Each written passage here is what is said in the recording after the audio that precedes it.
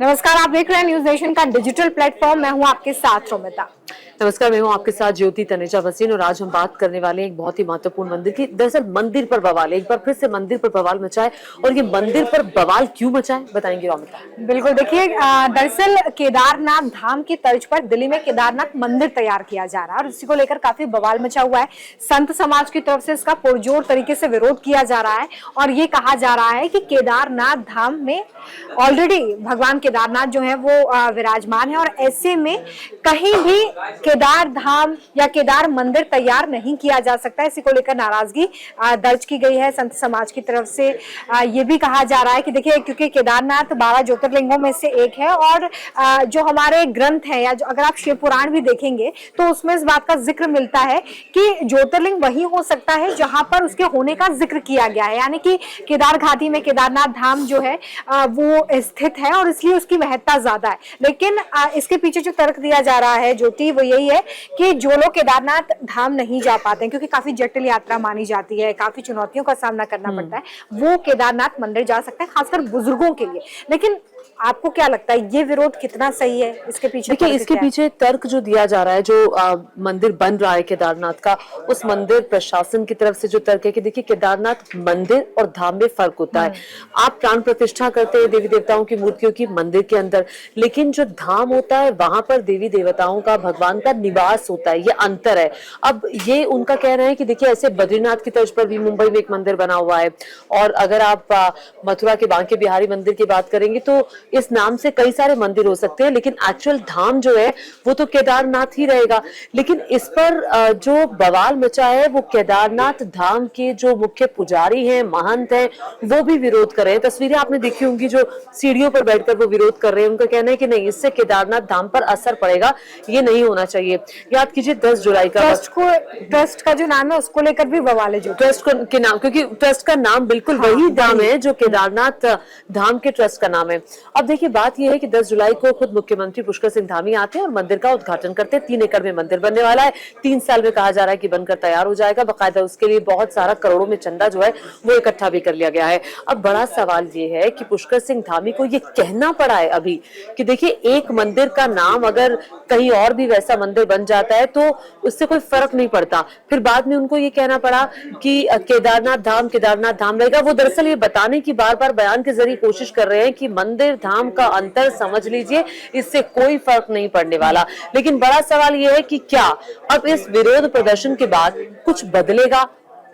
देखिए, इसकी संभावना काफी कम इसलिए लगती है क्योंकि जिस तरीके से आपने भी जिक्र किया कि ऐसे बहुत सारे छोटे छोटे प्रतिमात्मक मंदिर बनाए जाते हैं। ये कोई पहली बार तो होने जा नहीं रहा है। ऐसे बहुत सारे मंदिर होते हैं जो आप जगह जगह देखेंगे। जैसे कि अगर मैं रिसेंटली अभी बात करूं तो मैं गुजरात गई थी, वहां पर अहमदाबाद में एक वैष्णो देवी मंदिर भी था। वैष्णो देवी के नाम पे कितने सारे मंदिर हैं। तो ये कहना कि इससे केदारनाथ धाम जाने वाले जो श्रद्धालु हैं उनकी संख्या पर असर पड़ेगा या उनकी आस्था पर या श्रद्धा पर असर पड़ेगा, तो ऐसा कुछ नहीं है।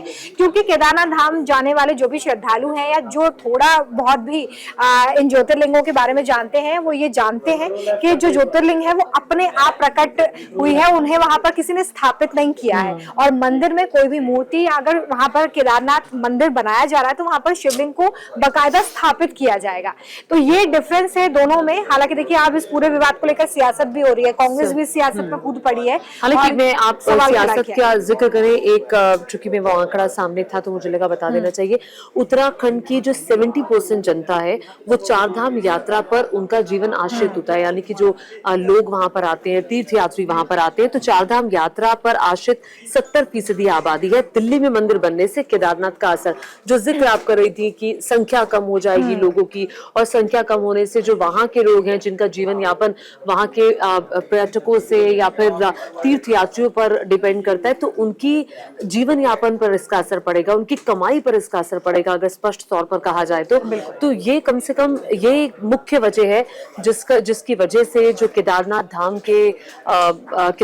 धाम के जो मुख्य पुजारी हैं, महंत हैं, वो लगातार इसका विरोध कर रहे हैं। एक और खबर थी कि केदारनाथ धाम में हालांकि उपचुनाव होने वाले हैं, बद्रीनाथ के जो उपचुनाव हुए हैं उसमें बीजेपी की हार हुई है, कांग्रेस पार्टी जीत गई है।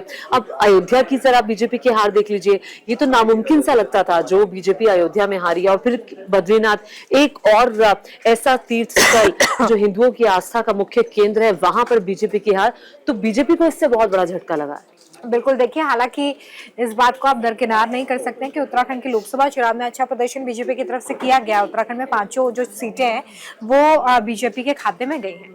अब ये चुनाव की बात तो जरूर देखनी होगी, लेकिन यहाँ पर जाहिर तौर पे अभी जो विरोध है उसके पीछे का सबसे बड़ा कारण यही है कि कहीं लोगों के बीच में कंफ्यूजन पैदा ना हो। ये कंफ्यूजन कि धाम और मंदिर दोनों अलग अलग चीजें हैं, और इसका एक बड़ा फैक्टर ये भी है कि जितनी भी धार्मिक जगह होती हैं या जो पर्यटक स्थल होते हैं, वहाँ के जो स्थानीय लोग हैं, जो स्थानीय पॉपुलेशन है, वो काफी हद तक आप मानिए कि वो उसी काम पर निर्भर होते हैं जो श्रद्धालु वहाँ पर जा रहे हैं। चाहे आप होटल स्टे की बात करें, चाहे आप वहाँ से ट्रांसपोर्टेशन की बात करें, प्रसाद जो बिकता है उसकी बात करें, ये सब कुछ इस पर डिपेंड होता है।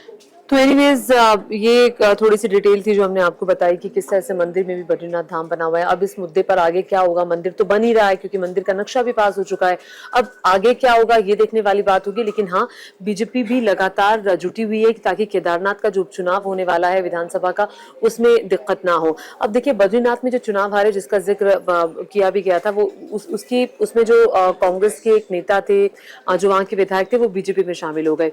अब कहा जाने लगा कि भाई बीजेपी में शामिल हो गए, अनिल बलूनी ने शामिल कराया था और पूरी जो उत्तराखंड की कैबिनेट थी वो उनके प्रचार प्रसार के लिए बद्रीनाथ भी पहुंची थी। उसके बावजूद भी क्यों आखिर ये चुनाव बीजेपी वहां से हार गई, तो उसके पीछे कई लोकल कारण बहुत जिम्मेदार हैं।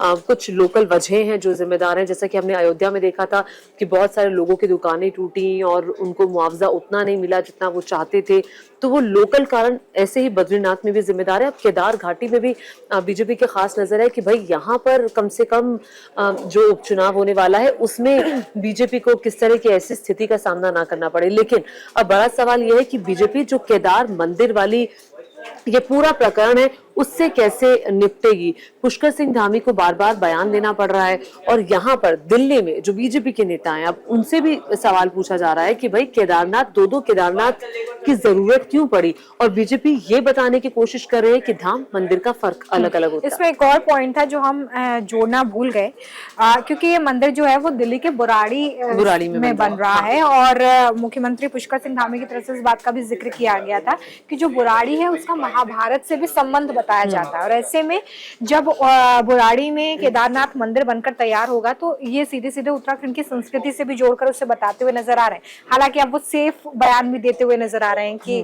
देखिए धाम और मंदिर में फर्क होता है, आपको ये समझना होगा। अब फिलहाल देखना होगा कि ये विवाद कहाँ तक पहुंचता है। फिलहाल तो ये बात निकली है और अब तक का जो अपडेट है हमने आपको बताया। चलिए, ये जो भी अपडेट आएगा आगे भी आपको बताएंगे। फिलहाल के लिए हमारे इस सेशन में इतना है। न्यूज नेशन अब व्हाट्सएप पर खबरों के ताजा अपडेट के लिए न्यूज नेशन के इस QR कोड को स्कैन करें।